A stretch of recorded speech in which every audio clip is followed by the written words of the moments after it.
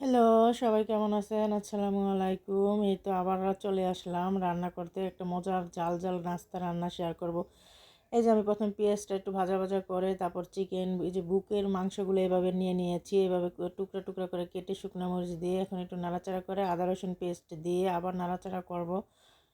করে তারপর আবার এখানে আমি একটু মরিচের গুঁড়া, গোলমরিচের গুঁড়া এগুলা দিয়ে তারপর এই যে অ্যাড করে নিলাম গোলমরিচ, তারপর একটু হলুদ আছে, শুকনো মরিচের গুঁড়া, ধনিয়া জিরাও আছে, এগুলা দিয়ে তারপরে মাংসটাকে নাড়াচাড়া করে একটু আবার সয়া সস দিয়ে দিলাম। এখানে একটু মাংস মশলাও আছিল চিকেনের ভিতরে। তারপরে এই যে মুগ ডাল দিয়ে আজকে মানে আমি চিকেন টিকিয়া বানাবো।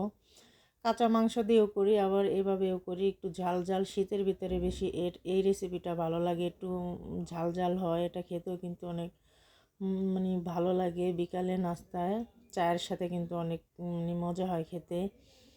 এই তো এভাবে আমার এটাকে করে নিয়ে তারপর আমি ব্লেন্ডার করব। একটা সময় না কিছুই পারতাম না, রান্না বান্না মানে অনেকের অনেক কথা শুনতে হতো, হয় লবণ বেশি, না হয় এটা ওটা। এই তো আমার এই যে এটা হয়ে গিয়েছে।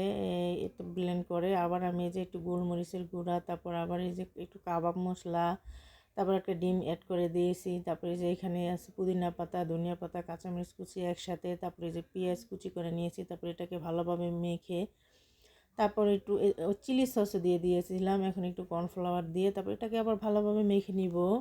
মেখে নিয়ে তারপরে একটু উপরে আমি তেল বিছিয়ে দিব যাতে এটা মানে সফট থাকে, নরম থাকে। এরকম ভাজলে তারপর এটা কিন্তু ক্রিস্পি হয়ে যায় এই তেল অ্যাড করার সাথে সাথে। এই যে এভাবে আমি বানিয়ে নিয়েছি। তারপর সবগুলো তেলে ভেজে আমি পরিবেশন করে নিব। এখন রান্নাবান্না মোটামুটি সবাই পারি ছেলেদের জন্য। সব সময় বলে আম্মু এটা করো ওটা করো, আর ওদের জন্য